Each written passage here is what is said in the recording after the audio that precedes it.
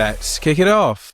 I'm your host, Steve, and I'm joined today by Ash and Kabs, and we're here to talk Liverpool this week. So we are going to start with the football. There is a lot to talk about off the field, but we'll start with the football. So Kabs' first game of the season, 2-2, just rescued it in the dying moments to get out of there with a point. So tell us about the game you're feeling. I guess like that will tie into the window as well. So yeah, what did you make of that first game for Iraola as your new manager? Yeah, interesting, disappointing, kind of pulled it back. A lot of mixed emotions actually about the game. I was really disappointed personally, just because of the way that we gave the goals away. I don't think it was a great Newcastle team. I thought they were, they're completely hamstrung with the exits, haven't really reinforced yet. We were playing against kids in midfield, and we basically gave 2 goals away because we decided tackling's not for us. We're above tackling. It's a strategy. It's a strategy. I mean, wouldn't recommend it long term. Carrying on from last season, right? Honestly, it felt like it. It did feel like that. At one point, I was just like, we changed the manager. It seems like the same crap.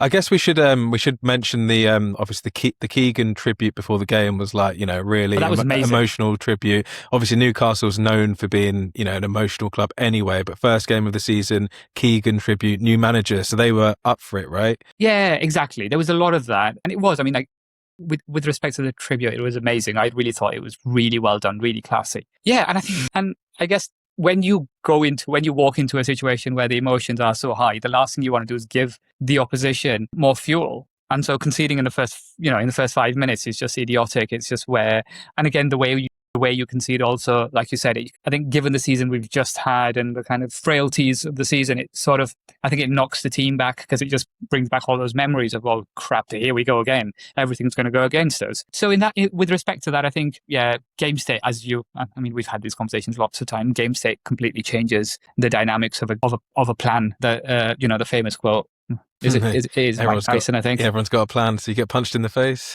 Exactly. So I think because of that, we've all been there. New manager, you're quite excited to see what they do, but essentially we didn't really get a chance to see those dynamics on the pitch, because if you're behind 5 minutes into the game's completely changed. You can't really implement the game plan in the way you wanted to. So with respect to that, look, we pulled it back. I don't really know how we got it because we were crap, to be completely frank. The team's really light, I think. Well, the squad, there's been some interesting decisions, and I use interesting very loosely here. Decisions made all the way up the board.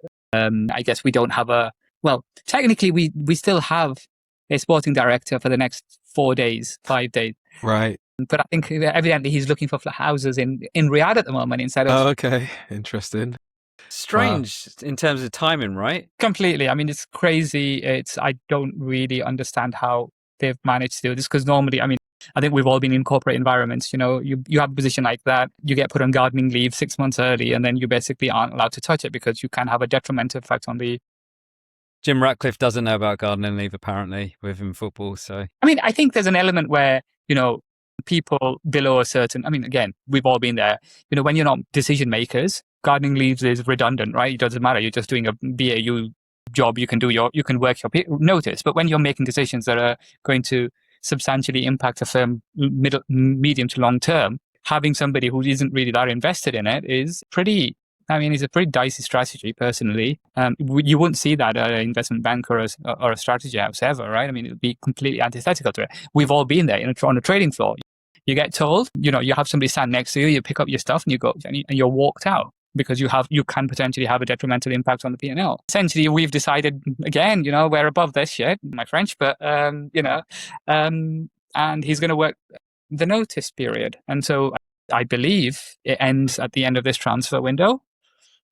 And he moves on to Saudi, where he basically, I think he's linking up with one of his old colleagues from Bournemouth, who's already moved out there. So yeah, again, I'm not sure how much of this has a direct impact on how the summer's gone, but from the fan narrative perspective, it's not ideal, right?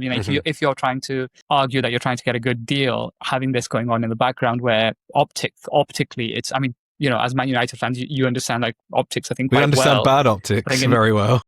Exactly. And fans portraying it as good. Oh, really? Okay, yeah. So that's we'll that's get a different pod. But just quickly on You were kind of saying there, the knock-on impact of not having the director of football as the knock-on impact to the window and the knock-on impact into the game. So just sticking to the game for a minute, Ash, I was listening to a United pod today and they were talking about, how slow we started against Hull and it got dropped up. Is there a bit of a World Cup hangover there? So do you think that is affecting, teams with a lot of players at the World Cup, or is that just an excuse, would you say? No, look. It's going to be a bit of everything. Yeah, it will be a bit of everything, right? There will be certain players. Look, it doesn't take a rocket scientist to work out. Like, for example, Kobbie Mainoo did go to the World Cup. He did travel on all those planes, but he didn't play any football. So, he would be ready to go, you would have thought, with a pre-season. As far as Liverpool concerned, I think Kabs is right. Like, I just saw a lot of the same patterns or hangover, if you want to call it, from last season. So very vulnerable on the transition. And I think, it might be something to do with maybe 2 years ago when Liverpool were actually in their purple patch of winning the league. I feel things like changed even physically for Liverpool after that PSG game, which was like 2 seasons ago now, when they got knocked out by them. So, again, Steve, it comes down to a lot of talk that is relatable to Manchester United, right? Like mentality, have certain players lost it, like Virgil van Dijk, has been fantastic for Liverpool, but he's definitely not the player he was. So, yeah. Yeah. I think that's a really interesting point because I think with Liverpool, I can give you some background in Liverpool with respect to Liverpool. So post-Slot, and especially this summer, not this summer that's gone, but the summer before, they made some very discreet decisions about training, which was very, very, very different to what the Slot. So the Slot kind of method, way to train during the week was basically you train at 100% because the match never gets to 100%. So you overeat your load. Mm-hmm. And so you can go, if you play 90%, you're still going to be better than the opposition. Yeah. Right. Yeah. So there was this idea of overloading that happened last year on the back of, I guess, Slots and you'd argue it's the Dutch kind of way. They went exactly the opposite way, which was basically actually what we'd do is we'd peak on game day. And we basically underload everything on over the week so that your basic body doesn't have to go that load. And then you basically ramp up at the end of the week to basically be able to play at 100% at the end of the week. Why did they do that? I mean, the rationale here is that when Slot came in, he came in with a record of having a very, very low injuries with his squads. Yes. Yeah. So one of his kind of one of his like marker points was like, oh, he plays decent football, but he also doesn't get any injuries. So the idea was that Liverpool's squad under Klopp was completely shafted because they ran so much. It was completely 100 miles per hour. And again, I'd argue it wasn't, but like, I mean, the normative narrative is that it was 100 miles per hour. They play really heavy metal football, right? Is what I say. In actuality, in the last 4 years, under Klopp, we didn't play heavy metal football at all, right? We played quite controlled. And this is, I don't know whether you've seen John McKinsey's kind of book that's come out, which on Pep Guardiola. And like a lot of its narrative is basically how the Pep versus Klopp kind of discourse ends up being control versus chaos. And over the course of their kind of vying with each other, they switched. Basically, or at least they converged towards. Yeah, exactly. Yeah. Which is a really interesting dynamic. But I guess, going back to this, so I think what Slot came in with was with that kind of that sell. One of his sells was, look, I do all this, but also I keep all the players fit, so you need a smaller squad so we can kind of persist through the season. Now, unfortunately, that went to crap last season, right? Because we just couldn't run. We kind of lost a lot. Like, I think what was the stat? Like we basically lost the amount of running per game in like 37 out of 38 games last season or something silly. Right. It was atrocious. And like in the games, it just looked like they just didn't have the belief. They just didn't run. So do you think that was a bit of a hangover from the previous season, having gone so hard? I think that's what it is. I think, Iraola is like literally the other end of the spectrum. Now, if you want to talk about heavy metal football, like Iraola is what Klopp was when he walked into Liverpool, right? Klopp, the Dortmund Klopp is basically what Iraola is now. So now you've gone like 180 degrees, and that's going to take a while for players to get accustomed to that again. And I think going back to, I guess, Ash's point, when you've got players coming in dribs and drabs, being able to coach all of that is quite difficult. So you can see all of these holes occurring. The interesting thing, sorry, just to ask you guys a question on Man United. I saw an interview, I think it was with Tielemans, who basically mentioned that you've gone the slot way, where basically you decide not to. You're basically doing ball work and not actually any fitness exercise. It's funny you mentioned that. I dropped a clip today in the United WhatsApp group, and it was it probably come from the same social media clip or interview. Basically, Tielemans did an interview with Rio Ferdinand, and as he joins the interview, Rio said, "Oh, hard day pre-season, run in," and he's like, "No, just come out the spa. We just did a like a short, sharp session this morning, and then we're just, taking it easy because of the players coming up from the World Cup." So yeah, it sounds like they're taking more of a lighter approach, I guess. And clearly, if you're judging by the whole game, that didn't go very well, I guess. But long season ahead, and I guess over a bigger stretch. I think that's something that has been happening for quite a few years. I mean, Kabs, you remember the good old days, we're talking like 10, 15 years ago, about the red zone, right? I think there was something that was first flagged by maybe Arsenal at the time, but I even heard Wayne Rooney talking about it a few days ago before the whole game, Steve, saying how players don't do training work after the actual training. So like David Beckham free kick taking, all that type of stuff, or shooting practice. It's all apparently stopped now. With modern science, and you got like head of medical department saying like, yeah, this guy can't like continue to do work, he's done his limit, and you go in. So I can only imagine Wayne Rooney's son is probably doing shooting practice in their big back garden. It's interesting though, because you'd think like with where modern science is and data and all this, you'd think that there is a like conclusive approach, like one way is clearly better than the other, but it seems not, if different managers are taking different approaches. Yeah, I guess the other thing that it's quite important is basically this idea of periodization. When do you want to peak? Jose Mourinho. I think that was exactly, and and Klopp and Pep, and I think like historically, if you ever look at the data, for a Pep team, they'll have some volatility in their results in the first half of the season, and then they get to Jan, and this is now where we go, and then basically it's just performance after performance. And some of the teams he puts out are basically, you look at them back and you're like, oh wow, he put that team out on like against it, and he used to do that a lot, but because they had a very core of 16 players that were very good and multiple people could move around, it was much more nuanced, right? This player's playing, but actually he's not really playing in his position. He's playing in midfield, and he's going there. The way that I guess somebody like a Bernardo Silva, who was basically just playing anywhere and everywhere he wanted, and he was able to kind of manage that quite well. And I think that's one of the ways that, I guess, this going back to slow starts, this could be one of the strategies, right? I.e., we don't want to go hell for leather week 1, because by game week 20 we'll be dead. Mm-hmm. Yeah. What we want to do actually is peak around then, where the business end of the season, as they say. Yeah, long season ahead, I guess. So we've got plenty more time to talk about football. Just one last point on the football before we move on to the investment. Yeah, Kabs, we've obviously not had you on since Slot got sacked. It probably feels like a lifetime ago, just before the World Cup, right? So yeah, like, what was your position at the time? Were you expecting / wanting him to get sacked, would you say? Okay. Yeah. So expecting, no. Okay. Because the media were fed this idea that there's no chance they're going to commit.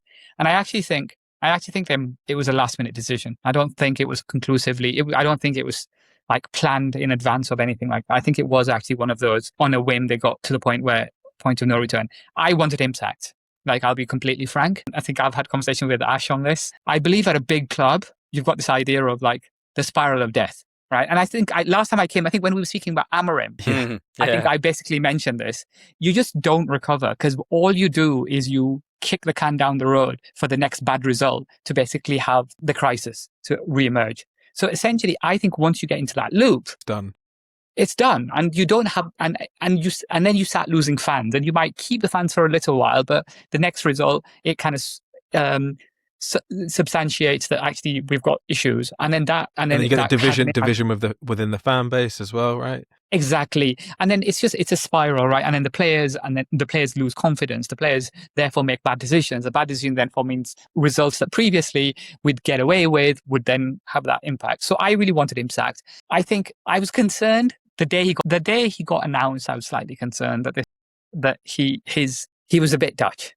And he was a bit Dutch, and I think when you follow Klopp, who is the anti-Dutch, in that sense, right? As in very, very personable, very, very charismatic, very, very, very people's person. People want to run through big walls, as like the classic kind of quote. And then you go to the other side where somebody's very distant and kind of really like throwing everything back at the players, push. That works for a while, but I don't think you sustain it. I also think that then there's, I think obviously last summer happened and the whole Jota thing happened, and then that spiraled and to be fair to Slot, I thought he managed that immaculately. And that's the thing, I will always have so much respect for him, because at that point in time, I thought he was very, very, very classy. Yeah, very classy. He basically took that role of the leadership role of the institution there. And for that, I think will always be, he'll always have that he'll always have that with Liverpool fans. But I think what ended up happening is the whole Salah situation. I think he lost a lot of people because of that. Again, and I think part of this goes back to the interpersonal skills, right? You've got to appreciate who you have. You have to appreciate how you speak to people. And I remember, I think the day I kind of gave up is, I think he benched Salah 3 times in a row. And Salah came out and basically said he never spoke to me. And I was like, right, that's it. He's done. Yeah, that's poor, right? To do that. Exactly. Yeah. That's just like, you can't drop the best player, the iconic player of your club and not have a conversation with him about it. Yeah, I remember that. I was thinking the same, like just man management, basic man management. Basic, right? I mean, it's basic. That's what, and I thought at that point in time, not only is he going to lose the fans, he's going to lose a lot of the players, because a lot of these players look up to most of that for whatever. With that record, he's at the end of his kind of flight path now, but I think that's where it was. So I wanted him gone. I really did. I thought the football was crap. I mean, we really played bad football.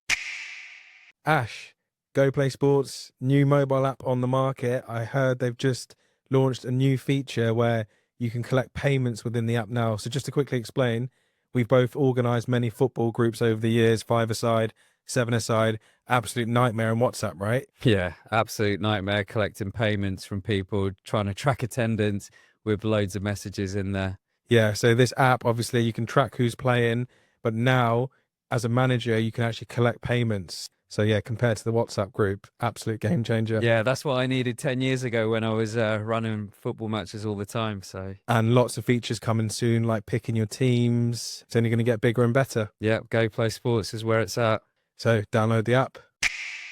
Right, Kabs. So Liverpool investment, this minority investment that's come in. I'll be honest, as a United fan, I don't follow Liverpool that closely. So I was quite surprised when I saw the Athletic article pop up a few weeks ago. I'm guessing it was less of a surprise for you because you probably heard rumours. So yeah, I guess, especially for those fans who possibly don't understand finances that well because they don't really care. You obviously work in finance. So can you just explain the investment in layman terms as best as you can in terms of who's involved? And yeah, I guess your high level thoughts on what it potentially means. So, I mean, it's as per all of these investment these days in football, it's an asset manager that basically, and it comprises of the QPR shareholder, but the main money is essentially coming from our friend from Amazon. So he's initially, I think the Athletic reported, and I think that this is also an interesting point. They reported that it was 30% stake. Yeah. That's actually gone up to 38%. Yeah. And also the discussions are that there is also a call option in that, which basically allows them to buy the club. Within 12 months, right? Is that right? Well, 7. Yeah. And there's a stipulated price on that. Obviously, there's a premium, but there always is with something like this.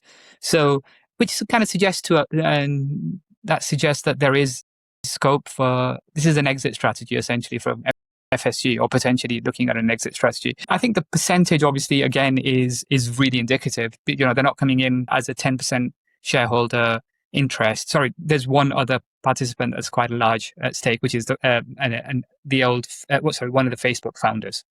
But that's the consortium. The consortium constitutes of that. So Mittal's son-in-law, Amit Bhatia, is it?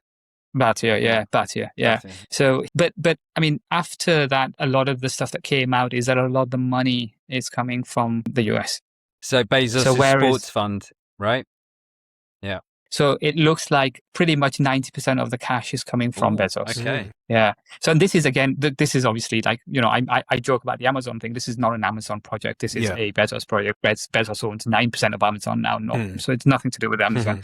This is, he has his own, it's a family office essentially. And this is one of the offshoots on the office. So it's the same with the Facebook owner. Again, it's a family office, his and wife. And this is basically an investment venture, but the vast majority of the money is coming from Bezos. So 90% you were saying, roughly? 90%. Wow. Yeah. Okay. That's what I mean. Again, with all of these things, you can never know. It's private.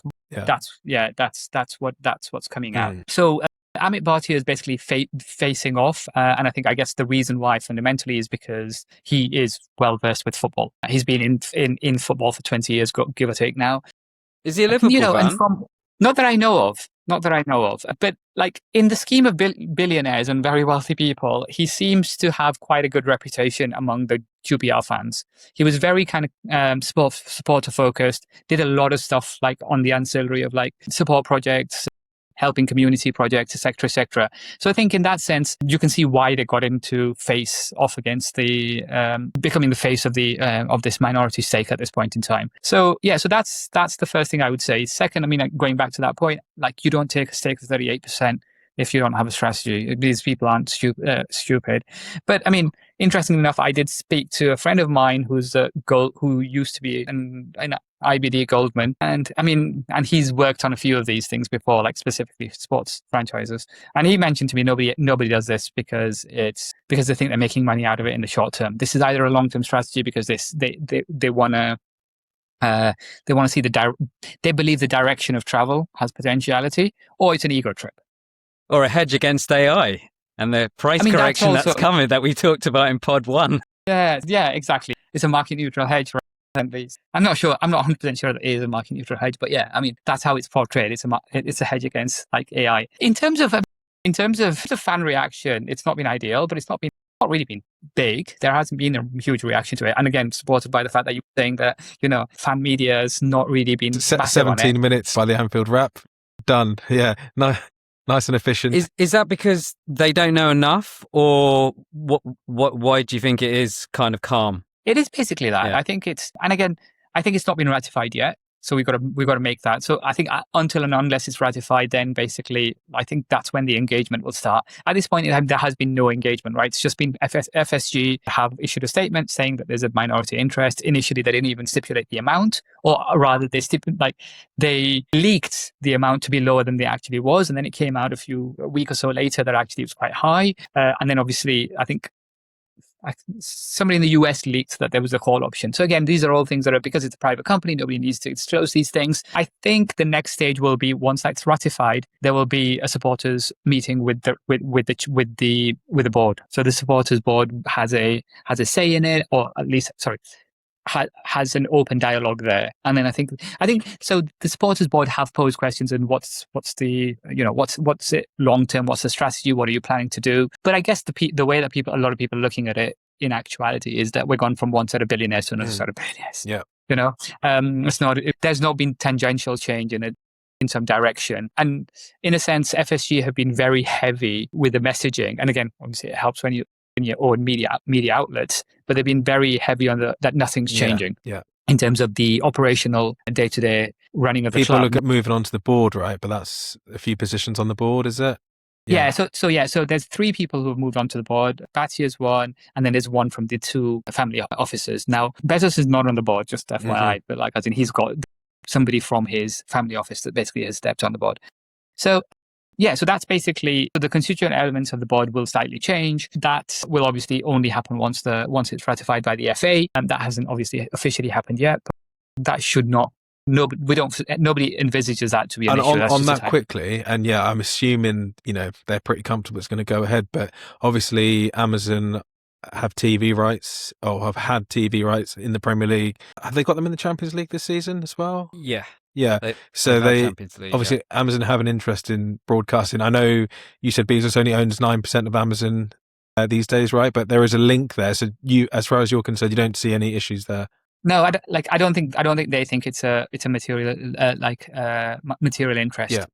Okay. Because he doesn't have majority shareholding. Yeah. So I think that's fine. Yeah, I think that's what interestingly enough, I think that's a direction of why this is an interesting investment decision going forward. Essentially, if you want to see which direction the Premier League is going, one way to do is have a seat at the table. Exactly, have a seat at the table, right? It's like if you want to know which direction people are thinking of going, and I mean, you've had these conversations. I think we've been in part of these conversations with people who are specialists in these things, and the idea of basically the VR kind of being able to appreciate being in a stadium whilst sitting on it and going out with your mates. If that's the direction of travel, it's quite nice to basically be in those meetings when that's being discussed. If you're also planning to pitch for something in the future at some point. I mean, look, I think that's it's an access point definitely, and that dissolution of that maybe at some later point when if it contravenes what they're trying to may also occur.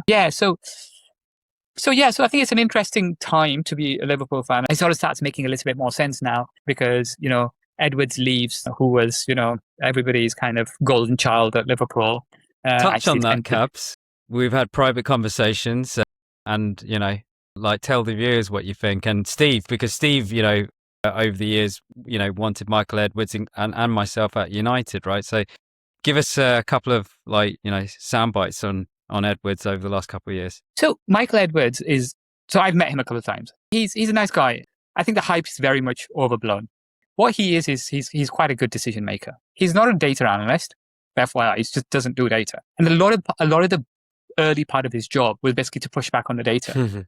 The data guys would come in and basically say this, and he'd be like, "Well, that's crap because this player does this. Why have you eye test? You pigeonholed it? Yeah, as in this doesn't fit, right? So go back and redo your model."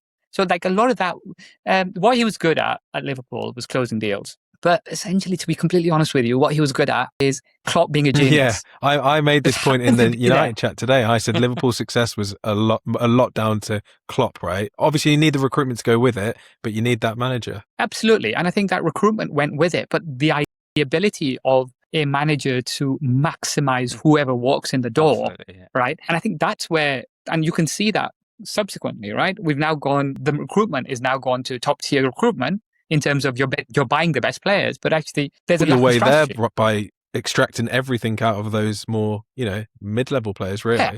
But it hasn't worked, right, for us at this point in time. I mean, there's an argument where actually that was where we were buying, again, going back, let's deconstruct the situation, right? You were buying suboptimal players that's the wrong word, but you were buying players that were not considered elite. Yeah. Right. Yeah. And they were turned into elite players. Well, yeah, exactly. Right? Mid-tier with high ceiling. Exactly. But the high ceiling was kind of almost defined by who you were playing for and how they were integrated into the system. Right. And so I think that's where we lacked, because Klopp had such a sway on the whole institution, if he wanted a player of a discrete style because of the way he wanted to play, he might not go out and say, I want him, but he'd say, I want this skill set. And I think that was so important because he had a vision. He was a visionary in that sense, right? As in, he knew what the team wanted to do going forward 1 year, 2 year, 3 years. So therefore, people like Michael Edwards, who are very good at kind of analyzing absorbing data and making decisions. You need that person, don't you? Like in a football club, yes, you need the data department, but you need that person that almost oversees it. And it's like a link, isn't it? Yeah. Absolutely, right? I think, look, interestingly enough, I think, Ash and I definitely, Steve, I'm sure you have as well. We've worked with people who are data people, right? And they're very, very, very smart, right? But they don't know how to make decisions, right? There's in our kind of, in banking, you don't have quants making decision makers. You just don't produce right? the analysis, they give the info. Exactly. Yeah, absolutely, right? So you almost have that disconnect. And I think that's where it worked really well because you had Klopp who was looking at almost if you look at it in a corporate world, he was the strategy. He was and so he would say, well, actually, I need these traits. Yes, and he's best placed to say that because he's the one running the team. Exactly, right? And also, I guess it's also not just, you almost see what traits you want, but know the direction of travel, not just for today. That I want this today. It's I want to play like this. It would be really good if I had these things, and then I would evolve. Whereas if you don't have that person driving the whole thing, then you've got somebody who's almost trying to either put his vision in place, which might be misaligned to the coach, in which case then you're screwed because he's buying players that don't fit that, which happens a lot. Or second, he's buying players for the system that is currently the place, which means you get no development, right? So I think as Man United fans, you've seen this yourself from first hand. Fergie's team every year it developed. There was always a change, of evolution, because people have data the subsequent year, and you can't keep doing the same thing. Klopp, Pep, all of these things, right? It'd be always interesting to see the next year. What have we developed? What are we doing differently? So I think that's where so I've never really bought the hype of Michael Edwards. I think he was great for what he did, but it was a limited remit job. The driver of the entire organization was Klopp, and at some point he fell apart. At some point he basically thought, I think, how can I? So he basically bought his own press. Yeah, no, I get what you're saying. Like, the recruitment done well enough, and Klopp, took those players and got a lot out of them. But I want to drill into that recruitment a little bit then. So we've basically kind of discussed, how it worked under Klopp with FSG. And I think, every football fan can say, especially from the outside, I'm sure you agree, Kabs, it was pretty successful in terms of the way you used resources. You won the big trophies, competed for them, obviously came up against a Man City team, which, were cheating. We can say that as well. But in terms of last summer, right, your transfer strategy completely changed, and you went for talk to us about that change in transfer strategy last summer when Slot was in charge. So I think what they tried to do was basically kind of develop the team away from the Klopp's team, and it was something that was going to have to happen, right? So, and look, what they were trying to do, I'm going to quote something really kind of boring, but what they were trying to do is basically replace Mo Salah. But Mo Salah is the best number 9 in the league. He's the best right winger in the league. He's the best playmaker in the league. They bought all three. So how do you replace that? Right? I mean, so you can't replace that with one player. So what they tried to do is basically say, we're going to buy 3 players essentially to replace those 3 things, right? We'll buy Florian Wirtz to basically do the playmaker thing. We'll buy Isak to basically play the 9, and then we'll buy it. And since he's here this year, next year we'll look at buying, or the year after we'll look at buying the right winger that kind of actually replaces him positionally. Mm-hmm. So I think that's what the rationale was, right? And look, this guy's so good, we should just, and now that we have the framework or the revenues to be able to allow it, let's go out and buy the best we can get. That's what they tried to do, right? And to all intents and purposes, I think they did. What went wrong is basically they tried to change too many things, I guess, at one time, very quickly. And secondly, they changed the system quite substantially, right? And I think there was a lot of moving parts where they were trying to do things that were not suited to the manager that they had, whose style of play was very distinct. So Slot's entire football managerial genealogy was around very kind of, I guess, Dutch, but isolating your wide players 1v1. And basically that's how you penetrate. So you penetrate there, you basically play slow, and then quick. But your quick is the ability to isolate your wide players. And as soon as you do that, you basically get into those situations, and then you can kind of create, right? Now, they knew that model, they moved completely away from that. They basically bought him players for possession-centric combination play in the center. So they wanted him to basically change that, or he wanted to change that to that direction. They didn't buy any wingers that had any 1v1 ability. So essentially what they did is basically they kind of pigeonholed him and said, you kind of have to evolve your way of playing. You can't even default back to what you know you can do, because we're not giving you the tools, because we think this is the way we should play football, or this is the direction of travel that we want to do. And look, and I'm not saying that was done independently of Slot. I think Slot was part of the discussion. But like if you're Slot, who's managed at Feyenoord, just won the title, and somebody says, we're about to give you the best number 9 in the league, that's money can buy, outside of Haaland, right? And we're saying, hey, by the way, there's a 22-year-old superstar number 10, somebody that everybody in the world kind of wants. Let's go and buy him. Not saying no, right? So the problem became that I think they made a decision on Diaz, which I think was the wrong decision. Was it? Because I remember I've thrown this new term at United fans who are like data or accountant heavy as accountant fans. Like from what I remember, there was a lot of Liverpool fans being like, well, he's 28, 29, he's got 1 year left on his deal. This is the smart move, right? Bank the money. It is. And it was a smart move if you replaced him, right? The skill set wasn't there. So I guess if you're looking from a football perspective, you had the 1v1 dribbler that basically isolates a player and basically is able to do that, right? At least you have that skill set in your squad. So worst case scenario is you basically say, actually, Mo Salah holds one wing, you at least be able to get you up the pitch. You had nobody to get us up the pitch.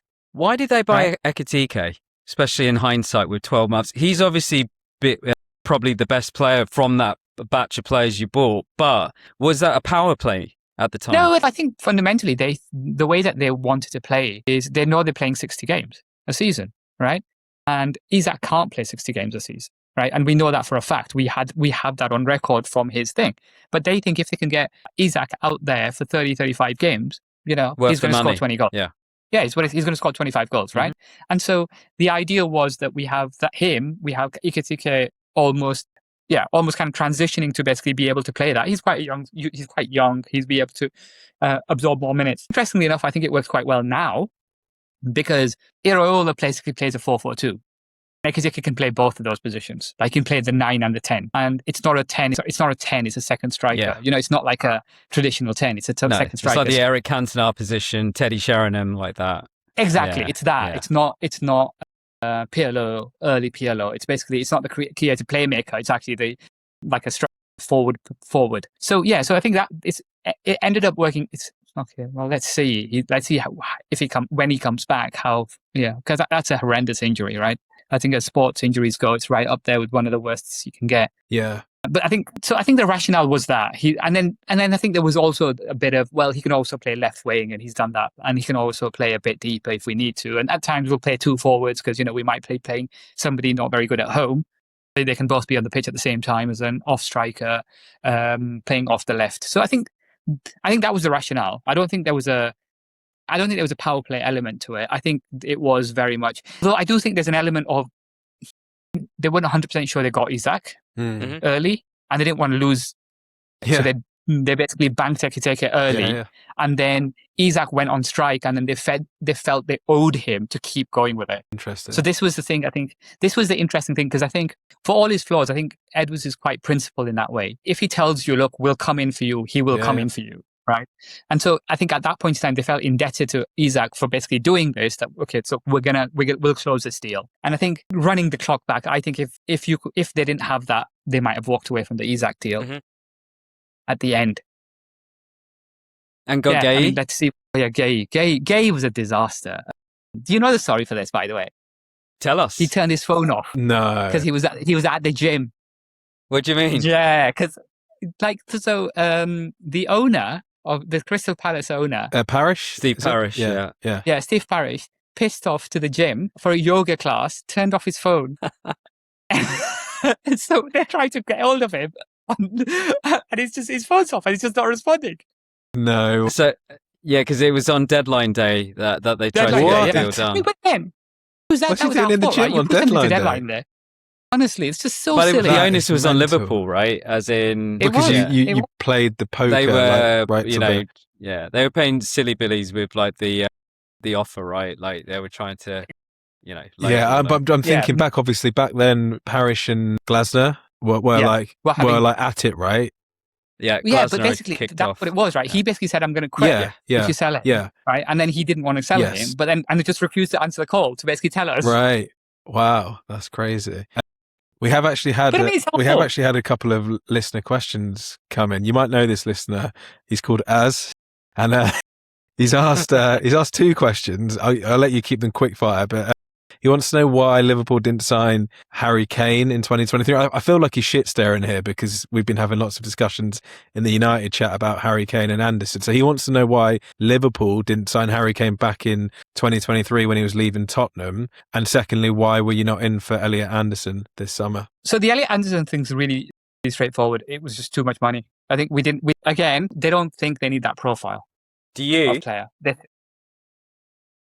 I wouldn't say no. I probably don't think we need that specific profile of player, though. And if I was given a choice, I'd buy Adam Wharton, but that's a different matter, right? And that's because I like football that way. So I think Elliot Anderson, they knew it was silly. It was done a long time ago. We went in that conversation then. It was just, there was no point coming late to the party. Okay. They knew this summer that they had to focus on the forwards, to basically the wide players, to basically replace Salah. So if they were going to throw money at any part of the team, that was going to be it. So I think this was why we weren't going to be in for a big midfielder this summer, which is why we stayed away from all of them, right? We haven't been in any conversations with any of those midfielders. Okay. And then I want to go back to that later, but go on. Harry Kane. I guess the Harry Kane point is because, he's basically insinuating, Isak didn't hit the ground running last season. So, at this point, could you have done with a Harry Kane, I guess, over the last, 2 or 3 years at that point when he did move from Tottenham and, you guys were right up there in the league? Yeah, I mean, look, I think Harry Kane moved the season during the Klopp period, I don't think at that point in time the money was there. Mm-hmm. I think we were still kind of fixing the. I don't put it this way. We didn't have the ability to blow 100. Yeah, I know why Oz has asked these questions, because this is his defense of why United haven't bought these players, and he's trying to get you to basically say that Liverpool are in a similar position where you didn't essentially have the money or want to pay that money in the Anderson case, maybe. Yeah, and I think okay. So the first, with respect to the Harry Kane, I think it was a lot easier decision, right? Because we have a very very distinct amount that we pay for players who are old. Mm-hmm. But also, so it just would. As a non-Liverpool person, answering this question, you had Mo Salah, so goals were plenty. Yeah, you can't play. You play two. You can't play both, right? And you'll be carrying one of them, right? We can carry one. You can't carry two. Yeah. Defensively, I mean, because you just, especially if you're he's playing not a Klopp profile, system. right? Harry Kane. Yeah, he's not. And I think especially as a 9, he doesn't really. If you've got Mo Salah, you can't really have a 9 that's also. You can't. He doesn't press as much. Yeah. Exactly. Right. So I think that's easy. The Elliot Anderson one, I simply think we would have been in the market if we had the money today and we had a need, i.e., we needed a midfielders. You would be in. Yeah. Absolutely. Well, I mean, we were in for Jude, right? Yeah.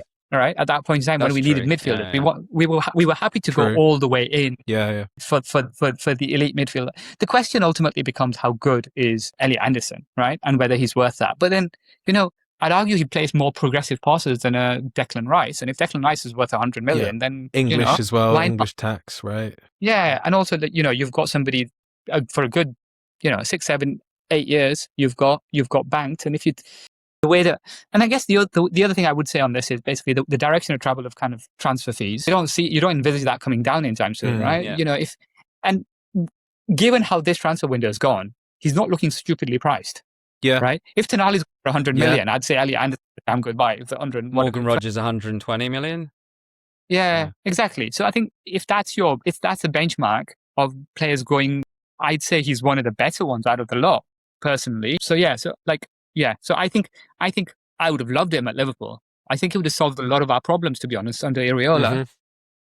But it was just, I think it's just too rich for us this What summer. do you think of... If he was on the market next year... are you talking Anderson? Yeah. What, you think he might be back on the market next... No. I'm saying if he was... I see, right. So you'd be... Right, year, okay. What about Anderson for United? Do you think he would have been a better signing? I think it would have been brilliant, to be honest. I think it would have been brilliant. Would you have done it for the money? Yes, I would have actually, because I think you've bought... I love Tielemans, but he's 35. He's not 29, right? He's been playing. Yeah, he's been playing since he's 16. 16. Yeah. He's been playing since his legs are going to fall off, like very, very quickly, right? So I think that's one thing. And the question is, can you carry him and Bruno Fernandes? Right? We couldn't on Saturday against Hull. Yeah, I mean that's an anomaly, I guess, always. But first game is it? Is it? If we lose to Ipswich, wait for the United meltdown in week 2 of the season. I know you'll be there for it to laugh, Kabs. Kabs will want a special guest appearance. But look, I mean, like to your question though, Steve, if I was United, I'd have been all over that. That's what. Yeah. I think you were though. I think that's the point. I think you were. I just think he opted in. I get that narrative, especially it has been said that United was sniffing around, and this is where I always get annoyed with. I know football transfers work in a certain way now, where you have all these intermediaries, and they ask who's interested, and you agree the wages before the bid goes into the club, etc., etc. But I still think, as a club, you can go in for a player half-heartedly, or you can go out all out for a player. And I think we went out half-heartedly, almost to show the fan base, oh, we are trying. But do you know what I mean? That there's levels to how hard you can go. You see, I disagree with this. So I think what's happened here is you were not very good when you went in with him. Yeah. Right? And in December, he was already at Man City. Okay. So you think it's pre-agreed? Right? From what I heard, and I think I've spoken to Ash about this, I had this conversation, I think January, February, I was like, he's gone to Man City. Agreed, yeah. Everybody in the football world knew he was going to City. Yeah, that happened. At that point. That happened. So we were too late. And we were too shit at the point. That's it, right? You won an auction then. I think because at that point in time, it didn't look like you were getting Champions League. And then he was like, well, here we've got a team that might at some point in 2 years' time play me Champions League, or I've got somebody, I can go into Man City. And he thought he was playing for Pep for this season. Yes. That's a good question. I wonder whether he did. Yeah. I reckon to an extent Because he But must. surely Pep or City wouldn't have disclosed it, to an external party. You say that, but Florian Wirtz had a conversation last year, and Pep did not commit he was going to be there. So non-committal, I guess. Yeah. Okay. Yeah. So, but I guess my point, I guess the point was always going to be that, well, look, we want you to basically be the center of the future team that we're creating, and look, we're challenging already, and at that point in time, we're and sit, with Arsenal, and we're going to win trophies. And I think that's a good pitch from Man City, right? That's a damn good pitch, especially with the wages. And they have the money. Yeah. Exactly. I was going to say, and they have the money, right? So I think that's one of the main reasons I think you were hesitantly linked, because I think he had very much made up his mind early. So I think that's the one thing. I guess I think the Brazilian kid's a really good player. Santos, I think a really good footballer. Yeah. Skeptical of the other two. Yeah. But let's see. But it's also like, you've got two young players in Santos and Baleba, and then obviously you've got Tielemans, where you said he's got no legs, and he is getting on a bit. So it's almost like you've got two ends of the spectrum. You've not got the 25-year-old in their pomp, or the now guy. Yeah, but I think that's fine, right? I think that's okay, because I guess you're hoping Tielemans can do the job. I carry you until those guys kind of step forward. And I think, I guess you've got, Baleba's a good signing if you can be fair. He's a really good footballer. I think when I looked at the data for him, the only thing that was his forward passing was slightly progressive passing, sketchy. Yeah, he wasn't great. What's your thoughts on the fact that he was obviously really good first 2 seasons at Brighton, and then regressed massively last season, right? In terms of, go on. No, I think that's happened with Brighton a lot. It happens, and I think I wouldn't put too much. Okay, I think the trajectory he was going at, it looked like he was going to be the next Caicedo, and he's not obviously got anywhere near that. And I think the one reason why he hasn't is because he doesn't play those incisive line-breaking passes, which Caicedo had on day one. I remember watching a game when he played like 5 games, and he played against you guys, I think it was, and he just cut through every single pass, so that he can kick people, but you can also kind of progress the ball really well. I think Baleba's a bit more, I can kick people really well and I can run about. Yeah. Yeah. So do you actually think we got a good deal then? Because we were supposed to be paying in excess of 115 million last summer, and now we're getting up to 65. Yeah, and now it's 65 or plus. I think that's a good deal. I personally think. Which is why I think you've done quite well this summer in terms of your transfer dealings. And even though I made the joke about Tielemans, I think Tielemans carries quite a lot, like allows you to kind of slow games down, which you don't have that capability to, because you've got your captain who's a headless chicken. Right, so it's quite nice to have somebody who can actually slow a game down and actually play. So I think longer term, I think you've set yourself quite well for the midfield. And I guess you've got Kobbie Mainoo as well. I would be concerned about pace though in that midfield. I think they're all a bit slow. Yeah, Baleba is probably the quickest one there, but like outside of that, I think that like your midfield is quite slow. Yeah, I wanted to talk about that quickly with Liverpool, because you've obviously said that the hierarchy are focusing on the forward line, and obviously you're massively linked with Barcola for a lot of money as well. But just with regards to midfield, I'm looking at it with the eye test. You've seen the stats, whether it's this season and partially the season previous. Like, do you not need a power box-to-box midfielder? That's the problem. We don't. That's the last thing we need. Right. What do you need then? Do you just need a passer? We need somebody to sit. Adam Wharton.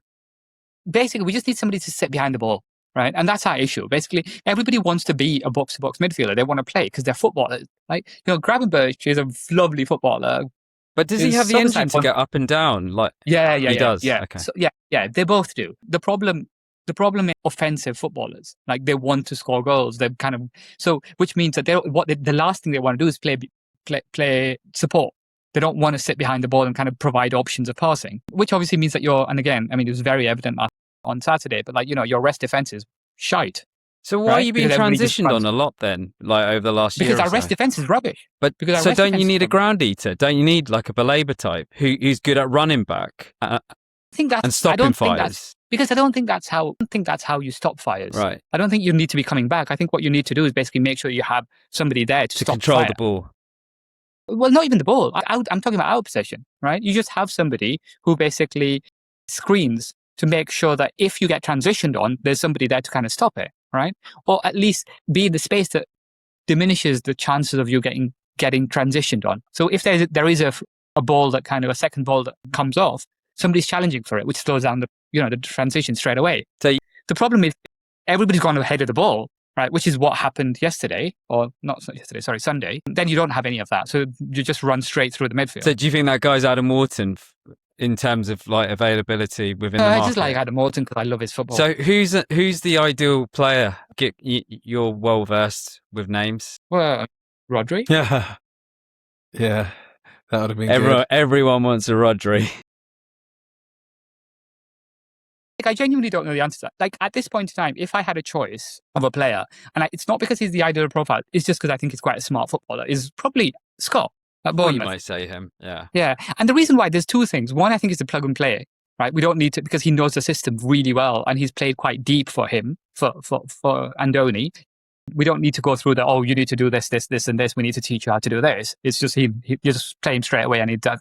He's also really smart, and he's able to play each one of those roles in midfield, depending on the situation. I think that's really quite...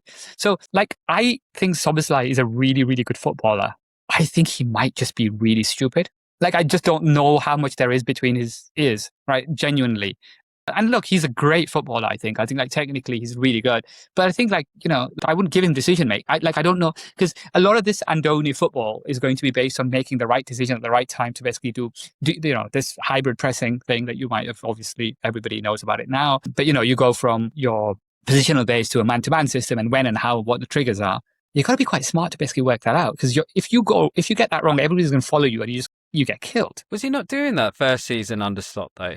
To an extent. No, he was doing the opposite. He was not making decisions. He was just told, you press here with this system. Here, under Andoni's system, you've got two separate pressing schemas. Yeah.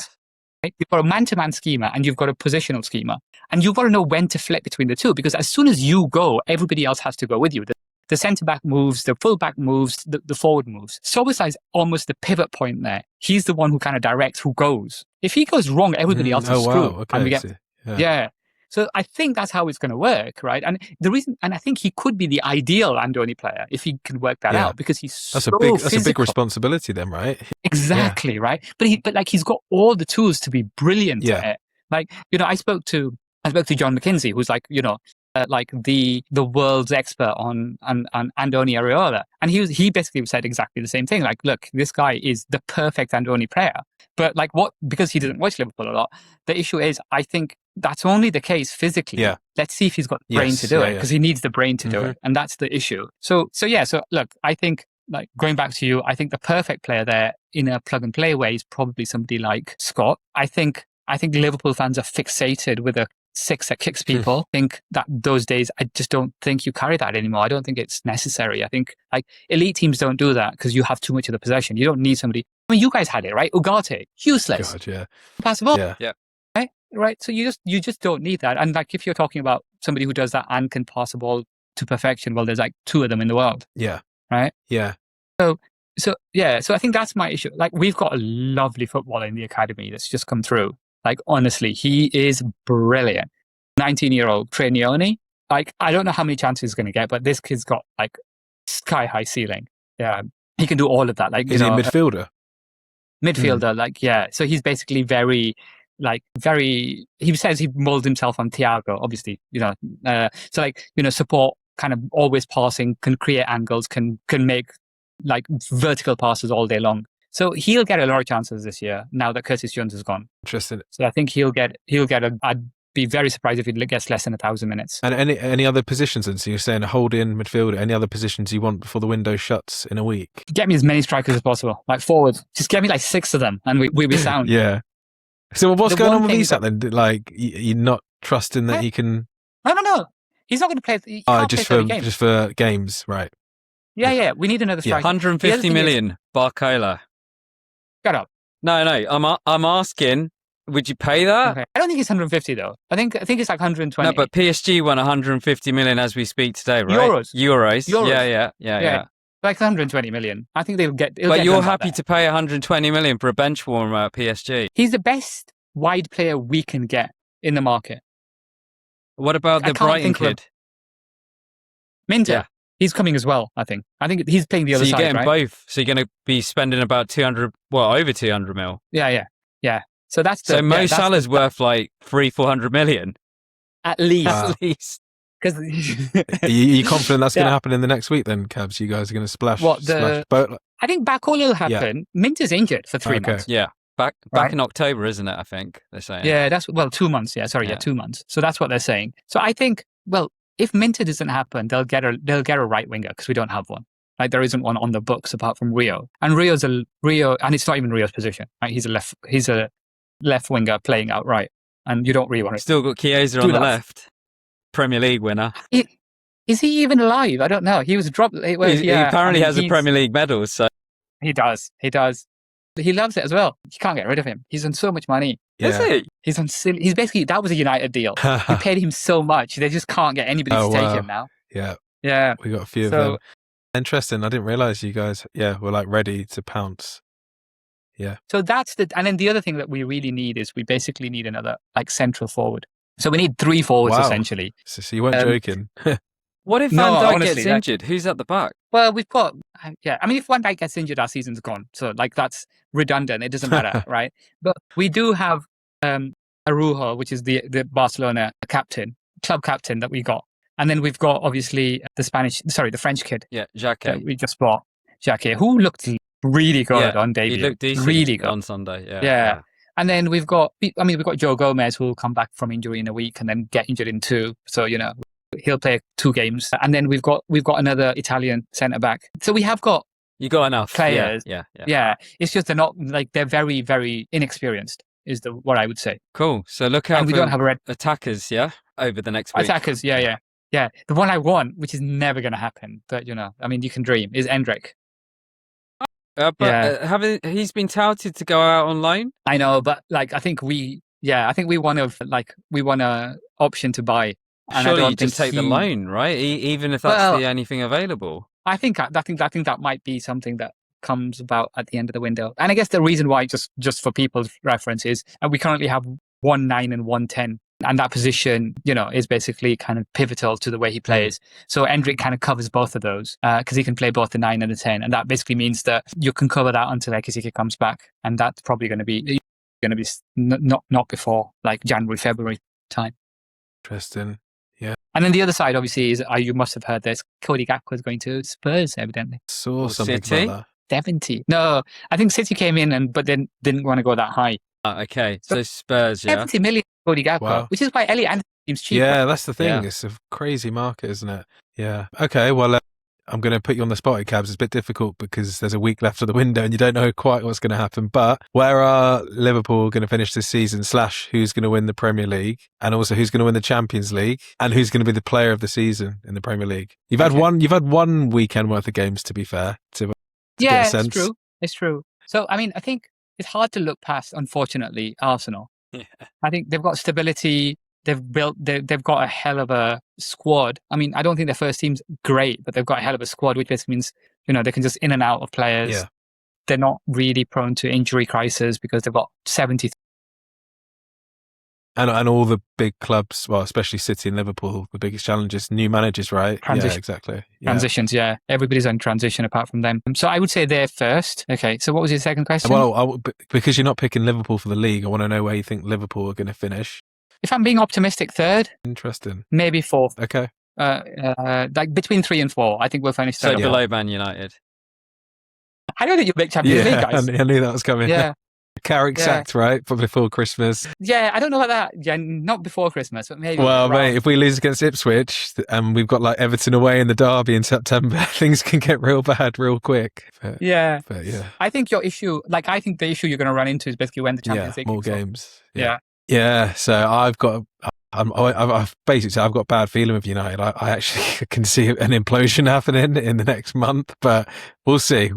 Yeah. The games will. Don't worry, Steve. 3 points on the board on Sunday, and we're away. Yeah, massive game against Ipswich at home. I was saying that like 18 months ago to avoid relegation, and that's not a joke. That's true. So yeah, let's see. All right, cool. We'll wrap it up there for now. Thanks for joining us, Kabs and Ash, and we'll catch you on the next episode.